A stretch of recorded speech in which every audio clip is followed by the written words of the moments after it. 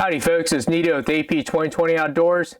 You know, this was going to be a pretty straightforward video. I've been planning this video for about a week now. I'm going to do some testing with some Lehigh Defense prototype. And the reason why I did this is the subject of part of this video.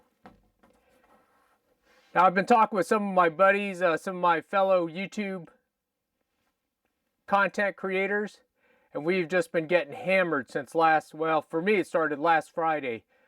Since 2011, I've probably produced over 1,050 videos. Now, I've turned a lot of those private. All of my hunting videos I've turned to private or unlisted. In fact, you know, I didn't say this yet, but now I'm going to tell you now. About 3 weeks ago, I got my first ever community guideline strike, which was a shock to me, but actually now it's not a shock to me. It was on one of my hunting videos down in Texas. Somebody reported it and I got a strike.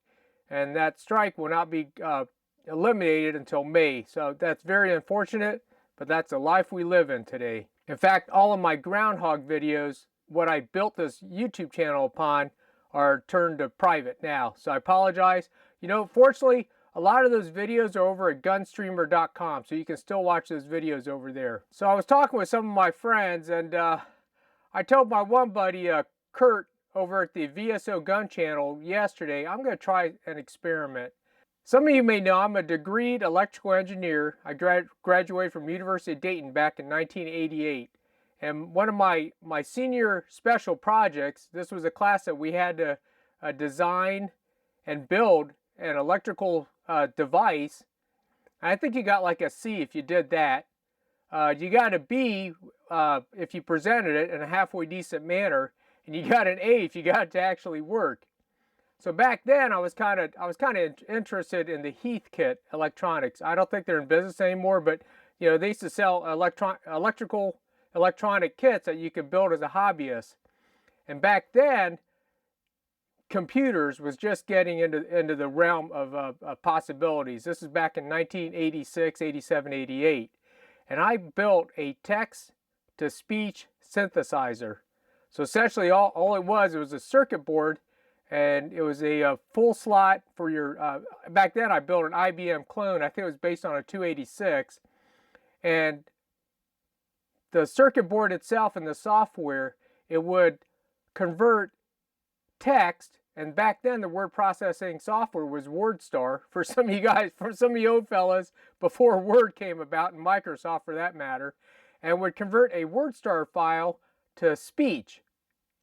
Now, back then, the accuracy was very, I mean, you know, folks, we're talking the infancy of this technology. Accuracy is probably 75, 80% at best as far as clarity and legibility of trying to figure out what the computer was trying to say. Fast forward to now. I haven't kept up on the technology, but I'm sure it's a lot more sophisticated than what I had back then. You know, 31 years ago now. I know for certain that they have the reverse. Instead of text to speech, they probably have speech to text synthesizers. And in regards to YouTube, that probably listens to key words or phrases in a video. And why is that all relevant? Well, it's relevant because of the 1,000+ videos that I've produced since 2011 on my YouTube channel, I have well over, since Friday, over 120 that got demonetized. Okay, if y'all don't know what demonetize or monetize is, for content creators, if you're a YouTube partner, you know, you see those ads, horizontal ads running at the bottom of the video, we derive some money from them. In my case, very little, if any. I mean, you know what, folks? I don't make a ton of money off my YouTube channel, all right? But it does help. You know, actually, it helps pay for gas during the month if you want the truth. So, 120+ videos. And I've been spending since Friday appealing all those videos to get remonetized. It's a manual process. You have to send it to YouTube. They have to look at it. And of those 120, my success failure rate is dismal. Probably only 25 to 30% of the videos got accepted. The 70 to 75% of the videos still got rejected. So I'm going to try a little experiment. What we have here are bad words on YouTube. We have, I'm not going to say it, and that, and that, and that, and that. And of course the big one for me, because I love doing that. And of course that, those little cute little furry things that like to tear up farmers' fields. And shh, we all know what those are. I don't know if they know what moderators are. Anyways, we got this, believe it or not, Bob the Builder. We have this, innocuous as this would be, you know, good old Jello. Of course, we have the biggies, this and this. Of course, good old Bose. And believe it or not, air, that, and also this. And I'm sure there's other buzzwords. So in this video, I'm going to try not to say any of those words. It's going to be hard. You know, you guys got to bear with me. We'll see how far I can get. All right, without further ado, so I am testing the new Lehigh Defense. These are the 224 32 grain controlled chaos. You fill in the word. These are pretty cool. Let's get a close-up look on these. Believe it or not, these are 0.605 inches long for the 32 grain bullet. And the reason why they can get away with that length, which is pretty sweet, is the bases are hollowed out. You can tell they're prototypes because they have no text on this side of the label. Okay, I have my Caldwell Ballistic Precision chronograph set up. This with a 16-inch. Okay, we showed a muzzle velocity of 3,692 feet per second for a 16-inch. Okay, up next, this is with the 24-inch. So I'm showing muzzle velocity of 4,034. Okay, folks, I'm going to do 4-3 groups. Copy that. Remember, YouTube buzzwords. Okay, do the top left-hand target first. This is a 16-inch, 1 7 twist.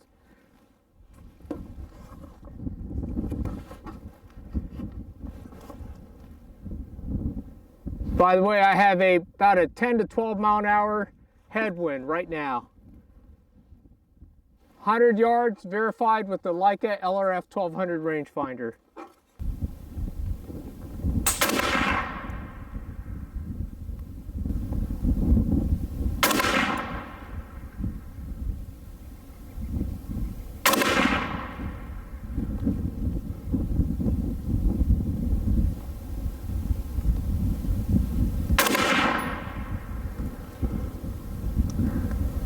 For some reason I put into that group. I apologize for that. Looks like I'm hitting a little bit left. I'm going to make an adjustment. 2 more 3-shot groups. Oh, I said the S word. Daggone it. Oh well, here we go. This will be the top left-hand target.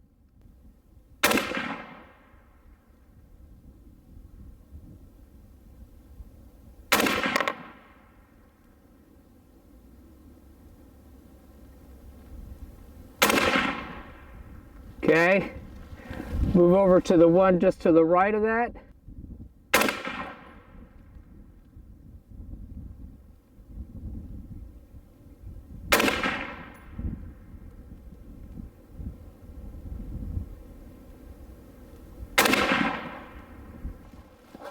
Okay, up next is the 24-inch, 1 9. Once again, I'm going to try to do 4-3 groups. This will be the top right-hand target. Hopefully target's not a YouTube buzzword. All right, here we go.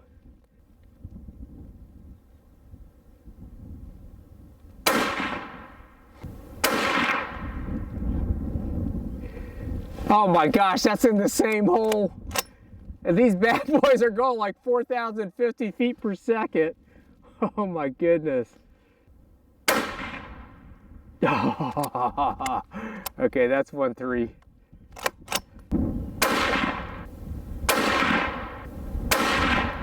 Ah, I pulled that one.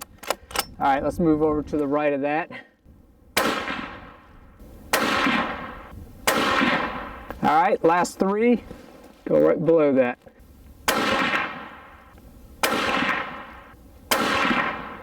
All right, folks, it's Nito with AP 2020 Outdoors. Hope you all enjoyed the video. I'm pretty excited about these new Bs from Lehigh Defense, 32 grain controlled chaos coppers. I mean, at a 24-inch B, we're looking at 4,050 feet per second. For a 223, folks, that's pretty awesome. Looks like it has some good potential. I got the load data from Lehigh. I didn't even try to do any experimenting as far as optimum charge weights or optimum barrel times. It definitely looks like it's going to be a sub M. Oh, I said the B word. But I'm going to edit that out. It definitely looks like it's going to be a sub MOA B. This Nito with AP 2020 Outdoors. Remember to support 2A. We'll see y'all later.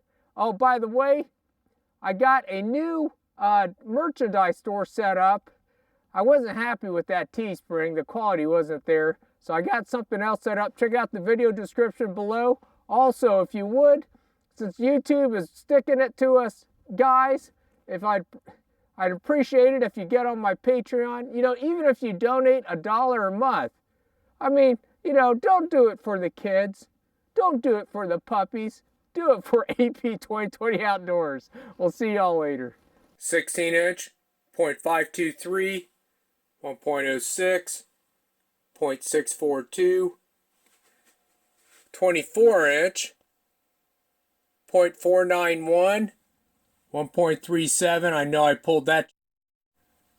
1.25, 1.13.